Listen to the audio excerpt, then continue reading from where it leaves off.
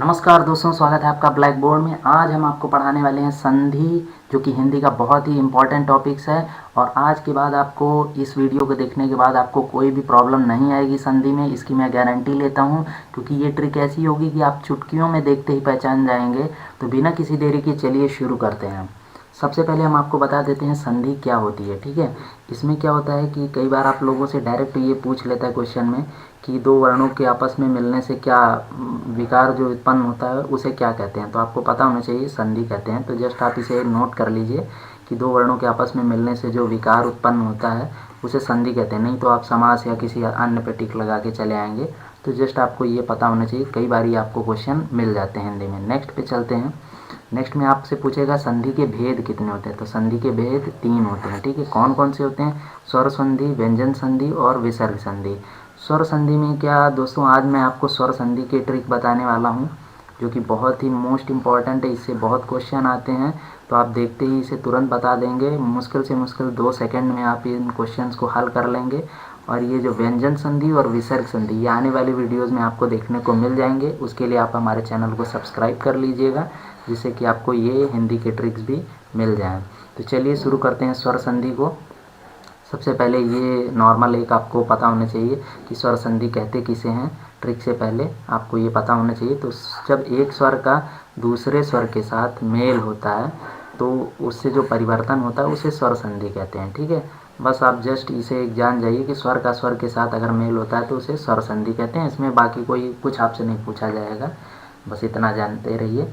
इसका एग्जाम्पल ये देखिए दे दिया है यहाँ पर, हिम प्लस आलय। ठीक है, तो ये क्या होगा आपका हिमालय। इसमें छोटा आ और बड़ा आ दोनों मिलके, ये छोटा आ जानते हैं यहाँ पर आपको ये छिपा हुआ रहता है।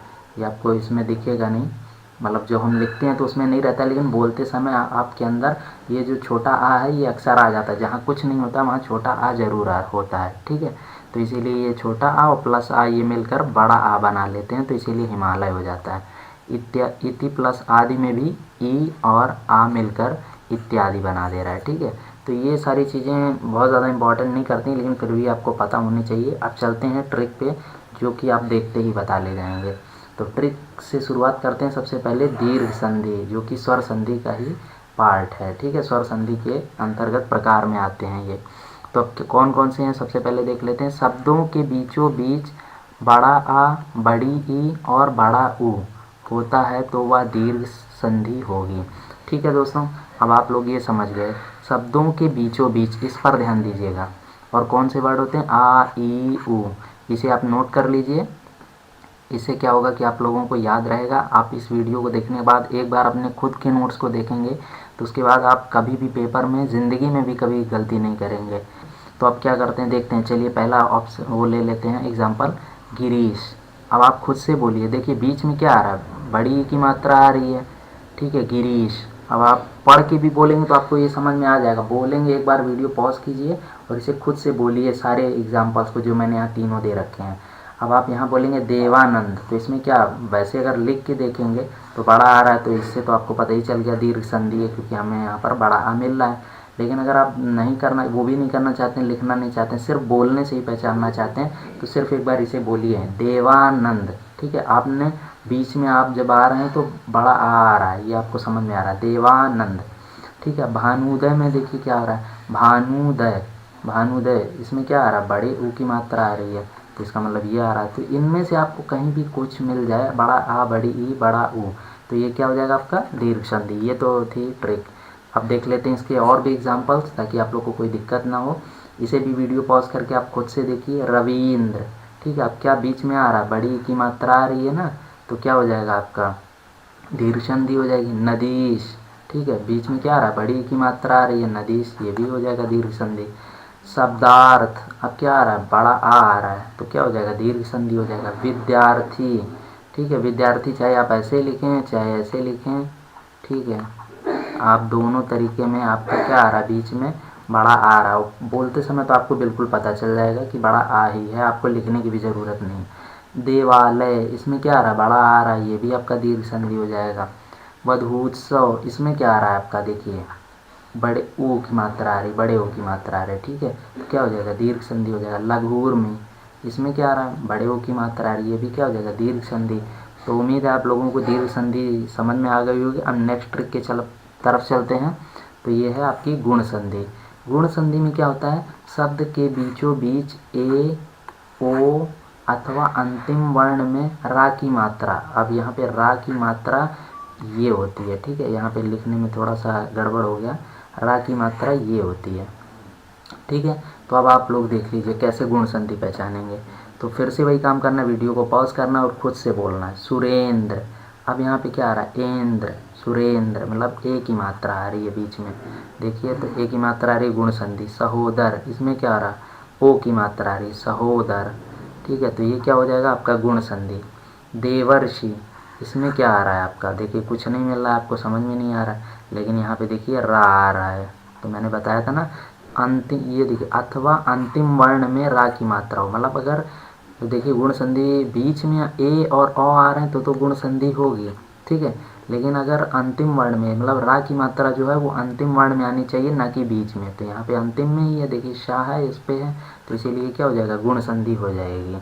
तो कंफ्यूज बिल्कुल मत होइएगा, अभी मैं और आपको एग्जाम्पल करा रहा हूँ। ये देखिए एग्जाम्पल, इसे वीडियो पॉज कीजिए और खुद से देखिए। महेंद्र, क्या आ रहा है, ए आ रहा है, ठीक है, तो ये भी आपका हो गया गुण संधि। राजेंद्र, इसमें क्या आ रहा है, ए आ रहा है। महेश, इसमें क्या आ रहा है, ए आ रहा है, तो ये सारे आपके हो गए ए वाले। अब देखते हैं वनोत्सव, इसमें क्या आ रहा है, ओ आ रहा है। सर्वोदय, इसमें क्या आ रहा है, ओ आ रहा है। अब देखिए रा इसमें आया लेकिन ये लास्ट में नहीं आया है, तो इसीलिए कंफ्यूज मत होइएगा, ये ओ के कारण हो रहा है, ना कि रा के कारण हो रहा है, ठीक है। ओ के कारण ये क्या बन जा रहा है आपका, ये बन जा रहा है गुण संधि, तो ठीक है। महोदय, इसमें क्या बीच में ओ आ रहा है, तो ओ आ रहा है तो क्या होगा, हमारा हो जाएगा गुण संधि।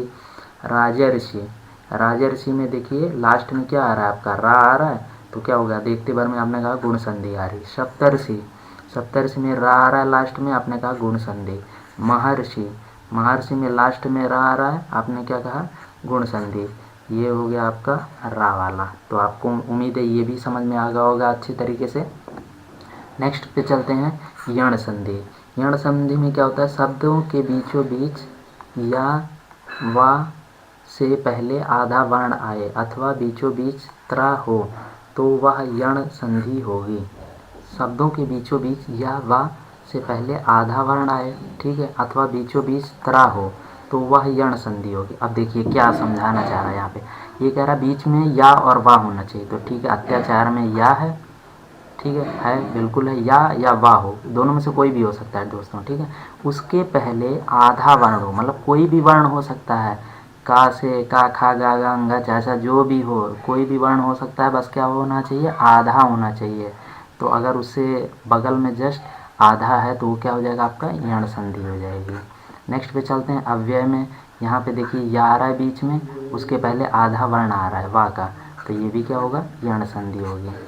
नेक्स्ट पे चलते हैं उदाहरण में, अभ्यास। यहाँ पे क्या आ रहा है आपका, या आ रहा है, तो और इसके पहले क्या आधा वर्ण आ रहा है, बिल्कुल आ रहा है, भा का आ रहा है, तो ये क्या हो जाएगा, यण संधि हो जाएगी। स्वागत में देखिए वा आ रहा है और इसके पहले आधा वर्ण सा का आ रहा है, ये भी यण संधि हो जाएगी। पित्रादेश, इसमें क्या आ रहा है, त्रा आ रहा है, देखिए मैंने पीछे बताया था आपको, बीचों बीच अगर त्रा होगा तो वो अभी यण संधि होगी, तो पित्रादेश में भी यण संधि होगी। मात्रादेश में देखिए क्या आ रहा है, त्रा आ रहा है, ये भी यण संधि होगी। तो इसमें क्या आ रहा है आपका, त्रा आ रहा है बीच में, तो ये भी आपका हो जाएगा यण संधि। नेक्स्ट पे चलते हैं, देखिए ये है आपका वृद्धि संधि, ठीक है। वृद्धि संधि में क्या है, शब्दों के बीचों बीच औ और यहाँ पर ए, ठीक है, ये थोड़ा सा मिसप्रिंट हो गया है, औ और ए की मात्रा होती है तो उसे क्या बोलेंगे, वृद्धि संधि बोलेंगे। तो इसमें क्या है, देखिए फिर से वही करिए, वीडियो को पॉज कीजिए और खुद से देखिए। सदैव, क्या आ रहा है, एव आ रहा है, ए आ रहा है ना, आपको पढ़ने में आ रहा है बीचों बीच। महौषधि, यहाँ पे क्या आ रहा है, औ आ रहा है, देखिए पढ़ने में ही आपको आ गया, तो क्या हो गया, आपको ये कंफर्म हो गया कि ये वृद्धि संधि है। आइए कुछ और एग्जाम्पल देख लेते हैं इसके। तथैव, यहाँ पे क्या आ रहा है, एव, ए आ रहा है, मतलब क्या हो जाएगा आपका, ये हो जाएगा आपका वृद्धि संधि, ठीक है। वनौषधि में देखिए क्या आ रहा है, बीच में औ आ रहा है, तो ये भी आपका वृद्धि संधि हो गया। जलौध में आपका औ आ रहा है, तुरंत देखते भर में आपने कहा कि क्या होगा, वृद्धि संधि होगा। जलौस में यहाँ पे भी औ आ रहा है।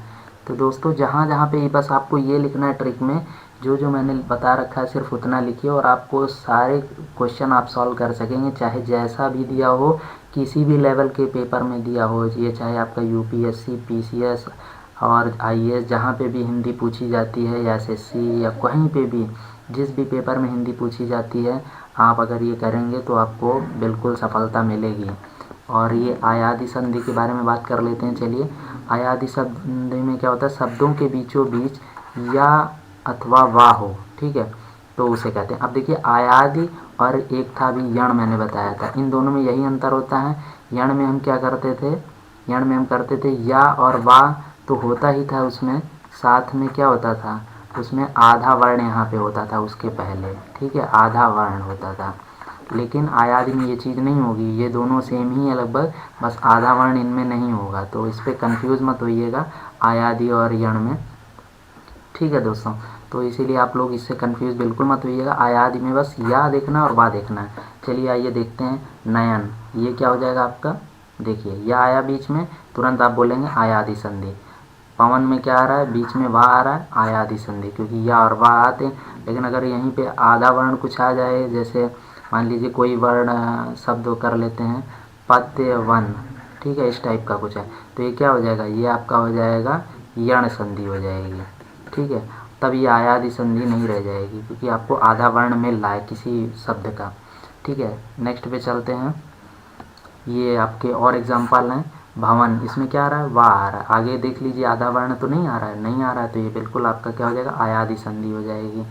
या में क्या हो जाएगा, गायक में यहाँ पे भी आ रहा है, ये भी आपका हो जाएगा भाई, ठीक है। फिर यहाँ पे भी आ रहा है, नायक में भी, फिर भावन में वाह आ रहा है, या और वाह कहीं पे भी आए आप तुरंत लगा दीजिए, बशर्ते आपका आधा वर्ण स्टार्टिंग में ना दिया हो, ठीक है, ना दिया हो, नहीं तो क्या हो जाएगा, यण हो जाएगा। मैं बार बार इम्फेसाइज इसीलिए कर रहा हूँ ताकि आप लोग ये गलती ना करें। पावन में क्या होगा, वाह। दोस्तों बहुत से लोग ये क्वेश्चन में यण और आयादी में कंफ्यूज रहते हैं और गलती करते हैं, इसीलिए मैं आपको बार बार बोल रहा हूँ, पेपर में ये गलती करेंगे तो -1 हो जाएगा जो भी पेपर होगा, इसलिए आप लोग इसे ध्यान दीजिए। पवित्र में देखिए वाह आ रहा है और नाविक में भी वाह आ रहा है, तो ये सारे क्या हो जाएंगे आपके, आयादी संधि। तो दोस्तों ये थे ट्रिक, बहुत ही इम्पोर्टेंट थी। ट्रिक की प्रॉब्लम्स भी कुछ होती हैं, ऐसा कोई भी ट्रिक ऐसी नहीं होती जो 100% आपको सोल्यूशन प्रोवाइड कराए, ये सिर्फ इसलिए होती है कि आप लोग कम टाइम में ज़्यादा तैयार कर सकें।